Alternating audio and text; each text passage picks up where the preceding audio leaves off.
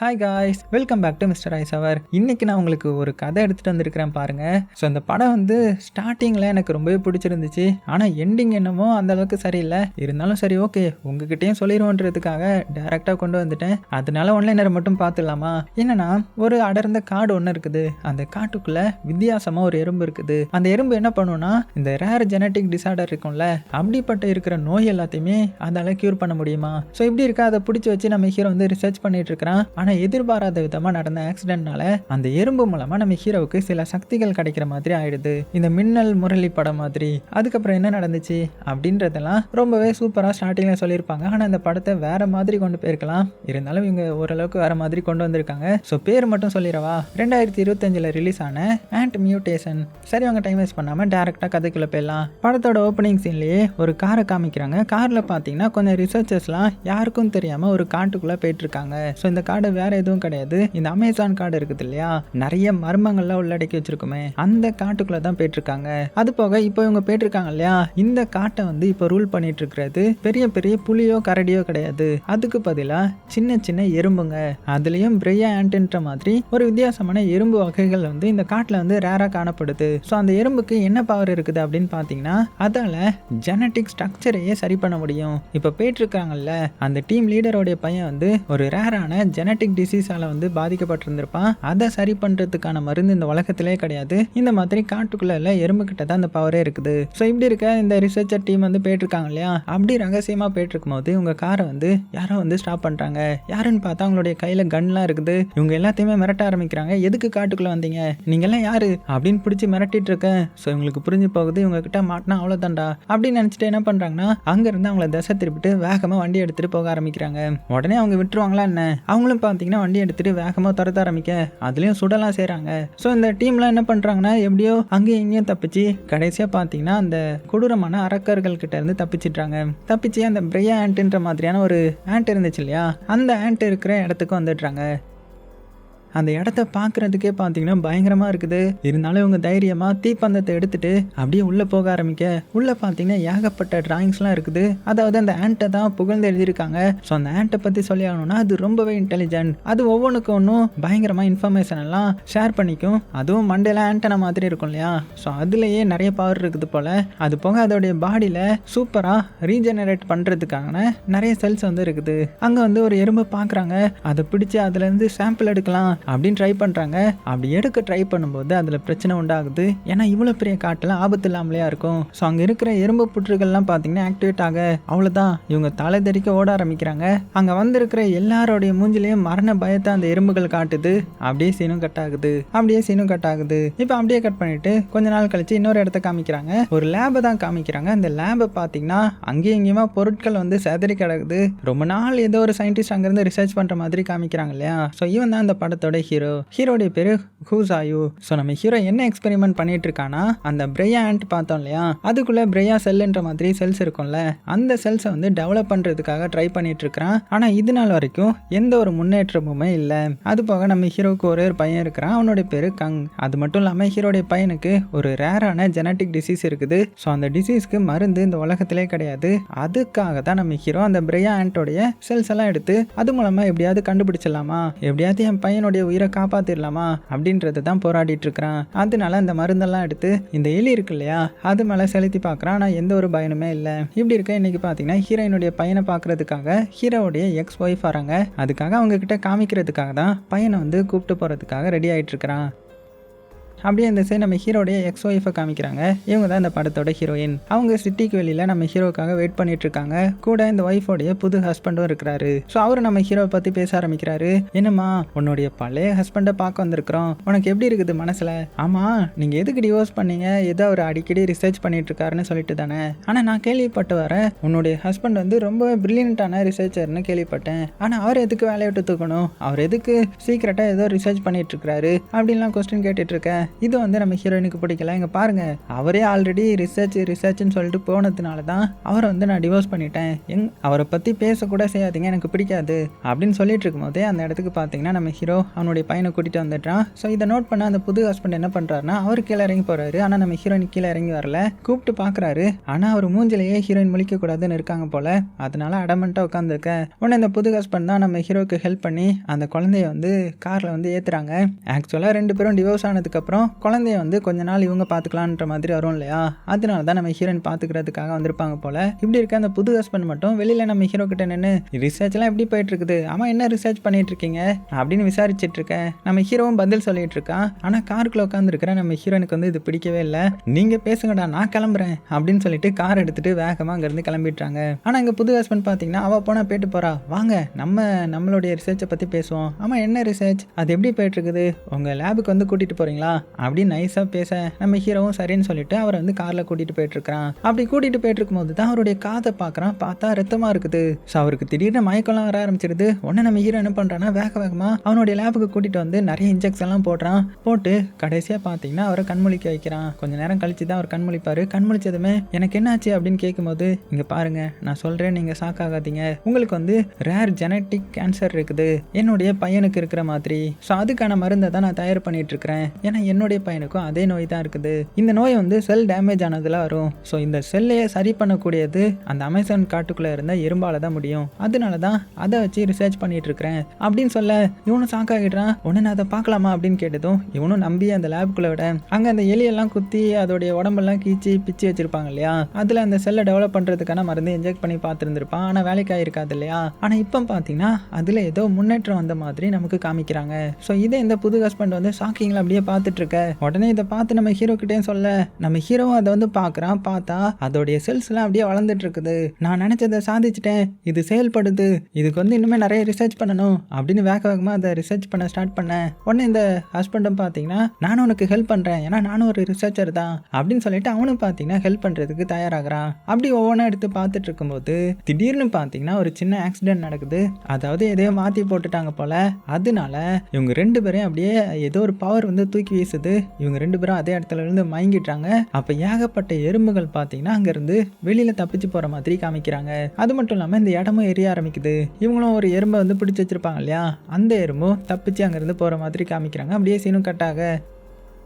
அடுத்தது நம்ம ஹீரோ எங்கேயோ கண்மொழிக்கிறான். ஏதோ கனவு மாதிரி தெரியுது. இவனுடைய முன்னாடி ஏதோ ஒரு பெரிய போர்ட்டல் மாதிரி இருக்குது. அதுக்குள்ள இருந்து ஒரு குழந்தையோடைய வாய்ஸ் கேட்குது. அதுவும் எல்லா உண்மையுமே சொல்ற மாதிரி இருக்கு. இவன் கத்துறான். அப்படியே சீனும் கட் ஆகிட்டு இந்த சைடு ஆம்புலன்ஸா காமிக்கிறாங்க. அதுல அந்த புது ஹஸ்பண்டை வந்து தூக்கிட்டு போயிட்டு இருக்காங்க. அவர் வந்து ரொம்ப எமர்ஜென்சியான சிச்சுவேஷன்ல இருக்கிறார் போல. உடனே ஆம்புலன்ஸும் பார்த்தீங்கன்னா வேகமா போயிட்டு இருக்கும்போது திடீர்னு பார்த்தீங்கன்னா அந்த ஆம்புலன்ஸ்குள்ள இருந்து டென்டக்கிள்ஸா வருது. அதே அந்த எறும்புக்கு இருக்கும் இல்லையா, அந்த மாதிரி வந்து உள்ள இருந்து எல்லாத்தையுமே வெளியில தூக்கி வீச, அது மட்டும் இல்லாம இந்த ஆம்புலன்ஸும் ஒரு மலை மேல இருந்து கீழே விழுற மாதிரி பண்ணிடுது. அப்படியே சீனும் கட் ஆகுது. இப்போ அடுத்தது அந்த ஆம்புலன்ஸ் இந்த காட்டுக்குள்ள காமிக்கிறாங்க. ஒருத்தன் அப்படியே எந்திரிக்கிறான். யாருன்னு பார்த்தா அந்த புது ஹஸ்பண்ட் தான். அவனுடைய கண்ணெல்லாம் பார்த்தீங்கன்னா அப்படியே சரியாகுது. ஏற்பட்ட காயம் ஆட்டோமேட்டிக்கா சரியாகுது. ஸோ இது மூலமா நமக்கு நல்லாவே தெரியுது நம்ம ஹீரோ ரிசர்ச் பண்ணதுல ஏதோ ஒரு முன்னேற்றம் வந்திருக்குது போல.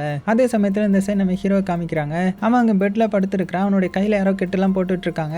இவனுக்கும் பார்த்தீங்கன்னா அப்படியே தலையெல்லாம் சுத்திட்டு இருக்குது. ஆமா இங்க என்ன நடந்துச்சு, என்னுடைய ரிசர்ச் என்னாச்சு அப்படின்னு ஒண்ணுமே புரியாம எந்திரிச்சு வந்து அங்க இருக்கிற ஒவ்வொன்றா பார்க்கறான். பார்க்கும்போது தான் அவனுக்கு விசுவல்ஸ் எல்லாம் கொஞ்சம் வேற மாதிரி தெரியுது. ஸோ இது மூலமா அவனுக்கு வந்து இந்த எறும்புடைய ஆபத்து வந்து புரிய வருது. அதோடைய பொட்டன்சியல் வந்து எந்த அளவுக்கு இருக்குன்றதை புரிஞ்சுக்கிறான். அதுவும் அவனுடைய கையை பார்த்தா அதோடைய காயம் எல்லாமே ஆட்டோமேட்டிக்கா வேகமா சரியாகுது. ஸோ அந்த செல்ஸை வந்து வேகமா அந்த எறும்புடைய சக்தியை வந்து சரி பண்ணிடுது போல. ஏன்னா ஹீரோக்கு ஆக்சிடென்ட் நடந்திருக்கும் இல்லையா, அதனால அந்த எறும்புடைய சில சக்திகள்லாம் இவனுடைய உடம்புக்குள்ள போயிருக்கும். இப்படி இருக்க அந்த இடத்துக்கு பார்த்தீங்கன்னா ஹீரோயின் வராங்க. ரொம்ப சோகமா வராங்க. என்ன சொல்றாங்கன்னா, இந்த மாதிரி நான் நம்மளுடைய பையனை கூட்டிட்டு போனல, அப்ப மறுபடியும் அவனை விடலான்ற மாதிரி உன்னுடைய லேபுக்கு வந்தேன். அங்க பார்க்கும்போது நீ மயக்கம் போட்டு கிடந்த. ஸோ நான் தான் உன்னை அதுக்கப்புறம் காப்பாத்தி இந்த மாதிரி கட்டெல்லாம் உனக்கு போட்டு விட்டாங்க. அது மட்டும் இல்லாம என்னுடைய புது ஹஸ்பண்ட் இருக்கார்ல, அவர் வந்து இறந்து போயிட்டாராம். ஸோ ஹாஸ்பிட்டல்ல இருந்து இன்ஃபார்ம் பண்ணாங்க. ஆம்புலன்ஸ்ல இருந்து மலையில இருந்து கீழே விழுந்துட்டாங்களா. ஸோ ஆம்புலன்ஸ்ல இருந்த என்னுடைய ஹஸ்பண்டோடைய உடம்பு வந்து செதறி போயிடுச்சான். ஸோ உடம்பே இன்னும் கிடைக்கலன்னு சொன்னாங்க தெரியுமா, எல்லாமே ஒன்னால தான் அப்படின்ற மாதிரி ஃபீல் பண்ணிட்டு இருக்க. உடனே நம்ம ஹீரோ என்ன சொல்கிறான்னா, இல்லை அதுக்கு சாத்தியமே இல்லை, அந்த எறும்புடைய சக்தி அவனுக்குள்ளேயும் போயிருக்கும், கண்டிப்பாக அந்த செல் வந்து க்ரோத் ஆகிருக்கும், அவன் செத்துருக்க மாட்டான் அப்படின்னு ஆணித்தனமாக அடித்து சொல்கிறான். இதெல்லாம் பார்த்து நம்ம ஹீரோயின் இன்னுமே கத்த ஆரம்பிச்சிடாங்க. இன்னுமே நீ அந்த ரிசர்ச்னு இருக்கிற, உன்னால தான் நான் இப்படி ஆனேன் தெரியுமா, மேரேஜ் ஆனதுக்கப்புறம் நீ ஒழுங்காகவே என் கூட டைம் ஸ்பெண்ட் பண்ணலை, அப்புறமா நம்ம குழந்தைக்கு வந்து இந்த மாதிரி ஆனதுக்கு காரணமும் நீ தான், எல்லாமே உன்னுடைய ரிசர்ச்னால தான். இப்போ நான் வேற ஒருத்தரை கல்யாணம் பண்ணி சந்தோஷமா இருக்கலாம்னு நினைச்சா அவரையும் உன்னை ரிசர்ச்சில் கொண்டுட்டல அப்படின்னு பயங்கரமா கத்த ஆரம்பிக்கிறாங்க. அந்த டைம்ல தான் அவளுக்கு ஒரு ஃபோன் கால் வருது. ஃபோன்ல ஷாக்கிங்கான ஒரு விஷயம் சொல்றாங்க. இந்த மாதிரி உன்னுடைய ஹஸ்பண்ட் சாகலைன்னு நினைக்கிறேன், எங்கேயோ அவரை பார்த்ததா சொல்றாங்க. ஸோ மிரண்டு போயிடுறா. அதே சமயத்தில் இந்த சைடு அந்த புது ஹஸ்பண்டை காமிச்சா அவர் பார்த்தீங்கன்னா எங்கே வராருன்னா அவருடைய ரிசர்ச் சென்டர் இருக்கும் இல்லையா, அங்கே வராரு. அங்கே இருக்கிற டாக்டர் கிட்ட சயின்டிஸ்ட் கிட்ட எல்லாம் இவர் நம்ம ஹீரோடைய லேப்ல இருந்து ஆட்டையை போட்ட ஒரு சாம்பிளை வந்து கொடுக்குறாரு. ஸோ அதை பார்த்து அவங்களும் என்னங்க இதெல்லாம் நாங்கள் 1000 இது பார்த்தாச்சு, இதெல்லாம் எஃபெக்டே இருக்காது அப்படின்னு சொல்லிக்கிட்டு அதை செக் பண்ணி பார்க்குறாங்க. பார்த்தா அது அவ்வளோ எஃபெக்டிவாக இருக்குது. ஸோ மிரண்டு போய்ட்றாங்க. இது எப்படி உங்களுக்கு கிடைச்சிது, நீங்கள் எங்கே கண்டுபிடிச்சிங்க அப்படின்னு ஷாக்கிங்களை கேட்டுக்கிட்டு, இதை வந்து நம்ம வெளியில் விற்றா நிறைய காசு சம்பாதிச்சிடலாம், இதை வந்து நம்ம கம்பெனிக்கு தெரியாமல் நம்மளே ப்ராஃபிட் பார்த்துடலாம் அப்படின்னு பேசிகிட்டு இருக்க. ஆனால் இந்த புது ஹஸ்பண்ட் இவனை விட மோசமானவர் போல சைடில் இருந்து அவருடைய ஆட்களை கொண்டு வராரு. அந்த டென்ட்டே கிழிச்சு அந்த ரிசர்ச் சென்டரில் இருக்கிற டாக்டர் எல்லாத்தையுமே கொடூரமாக கொலை பண்ணிடுறாங்க. அதுக்கப்புறம் அங்கேருந்து சாம்பிள் எல்லாம் எடுத்துகிட்டு என்ன பண்ணுறாங்கன்னா பக்கத்தில் தான் அந்த காட்டுக்குள்ளே போகிறாங்க. ஏன்னா அந்த காட்டுக்கு பக்கத்தில் தான் அந்த லேப் இருந்திருக்கும். காட்டுக்குள்ளே போய் எப்படியாவது அந்த எறும்பை பிடிச்சி மறுபடியும் நம்ம ரிசர்ச் பண்ணணும், அப்போ தான் நம்ம வந்து பெரிய அளவில் போக முடியும் அப்படின்னு ஒரு எண்ணத்தில் காட்டுக்குள்ளே போக ஆரம்பிக்கிறாங்க. ஸோ இந்த காட்டுக்குள்ளே வந்து தான் நம்ம ஹீரோ ஃபஸ்ட் டைம் அந்த எறும்போடைய சாம்பிள் எடுத்திருப்பான். அப்படியே அந்த காட்டுக்குள்ளே போக போக பார்த்தீங்கன்னா நிறைய வினோதமான திங்ஸ்லாம் இருக்குது. பபுள்ஸ் மாதிரி உருண்டையாக இருக்குது. அது இவங்க வந்து அதுமாதிரி அப்படியே பறந்து போக ஆரம்பிக்க. ஸோ ரொம்பவே வித்தியாசமாக இவங்களும் பயந்துக்கிட்டே பார்த்தீங்கன்னா உள்ளே போயிட்டு இருக்காங்க. அந்த சமயத்தில் இந்த பவர் வந்து இந்த புது ஹஸ்பண்டோடைய உடம்புல கனெக்ட் ஆகுற மாதிரி தோணி அவன் அப்படியே கீழே மயங்கி விழுந்துடுறான். ஸோ அவனுடைய பாடியும் பார்த்தீங்கன்னா அப்படியே க்ளோ ஆகுது. இதை அவனுடைய பாடியில இருந்து எமிட் ஆகுற மாதிரி காமிக்க அப்போ அவனுக்கு டக்குன்னு ஒரு விஷன் மாதிரி வருது. என்னன்னா ஏதோ ஒரு இடத்துல நடந்து போறான், அந்த இடத்துல நிறைய முட்டைகள் இருக்குது. ஸோ அதை அப்படியே அவன் ஷாக்கிங்ல பார்த்து உள்ள எட்டி பார்த்தா உள்ள இவனுக்கு தெரிஞ்ச 2 பேர் இருக்கிற மாதிரி இருக்கும். உடனே இவன் அதை பிக்க ட்ரை பண்றான். அதே சமயத்தில் இங்கே வெளியில பார்த்தீங்கன்னா இவனுடைய உடம்புக்குள்ள இருந்து பபுள்ஸா வந்துட்டு இருந்துச்சு இல்லையா, லைட் வந்து எமிட் ஆகிட்டு இருந்துச்சு இல்லையா. ஸோ அது வந்து இப்போ ரொம்பவே வர ஆரம்பிக்குது. அது பட்டதுமே இந்த சோல்ஜரால தாக்கு பிடிக்க முடியல. அவங்க அப்படியே கொஞ்சம் கொஞ்சமா எரிய ஆரம்பிக்கிறாங்க. மாத்தி மாத்தி அவங்களுக்குள்ளே சுட ஆரம்பிக்கிறாங்க. அவங்களை சுத்தி சுத்தி அந்த பபிள்ஸ் வந்துட்டு இருக்குது. அப்படியே சீன் கட் பண்ணிட்டு இந்த சைடு நம்ம ஹீரோ காமிச்சா அவனுக்கு பாத்தீங்கன்னா பயங்கரமா தலைவலிக்குது. நிறைய இல்யூஷன்லாம் வர ஆரம்பிக்குது. அதுவும் அவனுடைய பாஸ்ட் லைஃப்ல நடந்தது எல்லாமே அவனுடைய கண்ணு முன்னாடி தெரியுது. ஸோ இப்படி நிறைய வந்துட்டு இருக்கிறதுனால சரி ஓகே இது எல்லாத்துக்கும் அந்த எறும்பு தான் காரணம், அது காட்டுக்குள்ள ஓடிடுச்சுல, அதை பிடிச்சிட்டு வந்தா எப்படியாவது இதை சரி பண்ணிடலாம் அப்படின்றதுக்காக அந்த காட்டுக்குள்ள வந்து ஒவ்வொரு இடமா தேட ஆரம்பிக்கிறான். அப்படி தேடும்போது பார்த்தீங்கன்னா நிறைய பபுள்ஸ் க்ளோ ஆகிட்டு இருக்கிறத பார்க்குறான். அது மட்டும் இல்லாமல் ஒரு பெரிய முட்டை இருக்கிறதையும் பார்க்குறான். அந்த முட்டையை தொட்டு பார்த்தா அதுக்குள்ளே இருந்து நிறைய சோல்ஜர்ஸ் வந்து கீழே விழுறாங்க. இவனுக்கு ஒன்றுமே புரியல, இவங்களாம் எப்படி இங்கே வந்தாங்க அப்படின்னு பார்த்துட்டு இருக்கும்போது ஒரு சோல்ஜர் என்ன பண்ணுறான்னா எந்திரிச்சு நம்ம ஹீரோ அட்டாக் பண்ண ஆரம்பிச்சிட. நம்ம ஹீரோ தான் ஆல்ரெடி இப்போ ஸ்ட்ராங்காக இருக்கான்ல, அதனால அவனை பயங்கரமாக அடித்து மட்டையாக்கிடுறான். மட்டையாக்கிட்டு மறுபடியும் அந்த எறும்பை தேட ஆரம்பிக்க அப்போ இன்னொரு முட்டையை பார்க்குறான். ஸோ அதை ஓப்பன் பண்ணி பார்த்தா உள்ள இந்த புது ஹஸ்பண்ட் இருக்கிறாரு.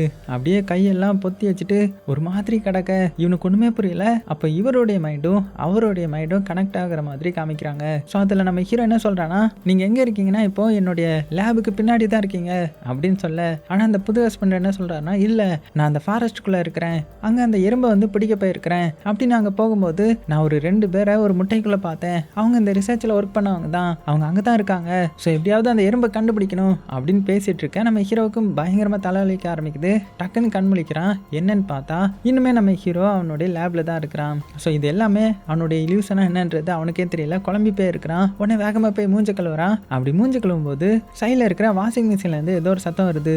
என்னன்னு திரும்பி பார்த்தா வாஷிங் மிஷின் அப்படியே ஓப்பன் ஆகுமா. இது எப்படி ஓப்பன் ஆச்சு அப்படின்னு வந்து எட்டி பார்க்குறான். பார்த்தா வாஷிங் மிஷினுக்குள்ள பெரிய டனல் மாதிரி போகுது. உடனே பயந்து போனவன் மெல்ல மெல்ல அப்படியே உள்ள போறான். உள்ள போனா வேற ரூம்ல வந்து கதவை திறக்கிறான். என்ன இடம்டா இது அப்படின்னு அந்த இடத்த சுத்தி நல்லா பார்க்கும்போது மேல எறும்புகளா கூடு கட்டி இருக்குது. அது மட்டும் இல்லாம அது எல்லாமே இவன்கிட்ட பேசுற மாதிரிலாம் இவனுக்கு கேட்குது.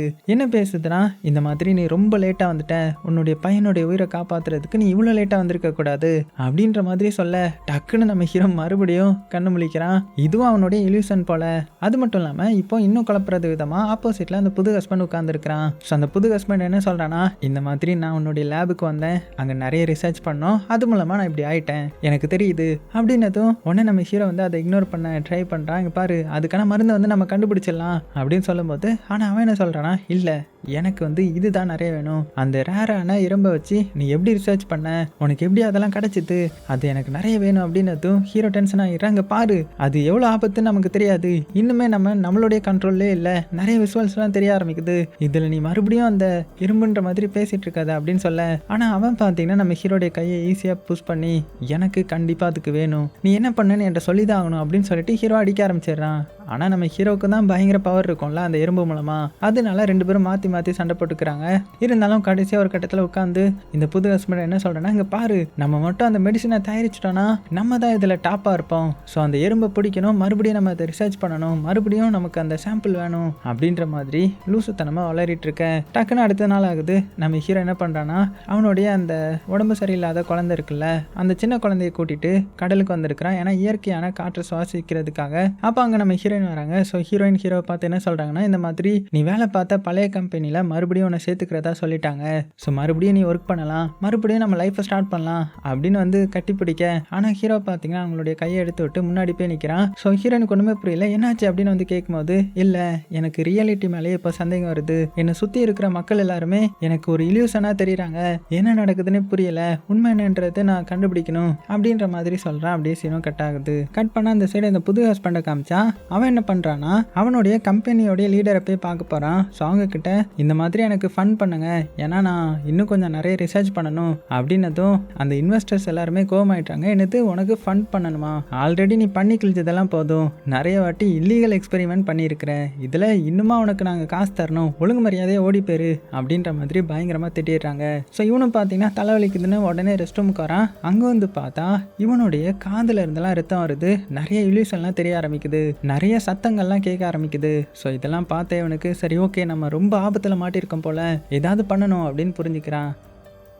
அப்படியே கட் பண்ண அந்த சைடு நம்ம ஹீரோ காமிச்சா, அவன் பார்த்தீங்கன்னா சரி ஓகே, நமக்கு நடந்திருக்கிற பிரச்சனைக்கு அந்த காட்டுக்குள்ளே இருந்த அந்த எறும்பு தான் காரணம், அங்கே போய் நம்ம என்ன பண்ணலான்னு பார்க்கலாம், ஸோ ஒரு மிஷனுக்கு ரெடி ஆகலாம் அப்படின்னு கொஞ்சம் சோல்ஜர்லாம் கூட்டிகிட்டு ரெடி ஆகிறான். அவனுடைய டீமை ரெடி பண்ணிவிட்டு அங்கே போகிறதுக்காக தயாராகிறான். அப்போ அந்த இடத்துக்கு பார்த்தீங்கன்னா இந்த புது ஹஸ்பண்டும் வரான். அவன் ஒரு டீமை கூட்டிகிட்டு, அவனுடைய டீம் ஆட்கள்லாம் பல்காக இருக்காங்க. ஸோ ஹீரோ கிட்ட இந்த மாதிரி நானும் அவன் கூட சேர்ந்து செயல்படுறேன், ஏன்னா எனக்கும் இப்போ தான் ஆபத்து புரியுது அப்படின்னு சொல்லிட. ஸோ ரெண்டு பேரும் பார்த்தீங்கன்னா சரின்னு சொல்லிட்டு அந்த காட்டுக்குள்ளே போகிறாங்க.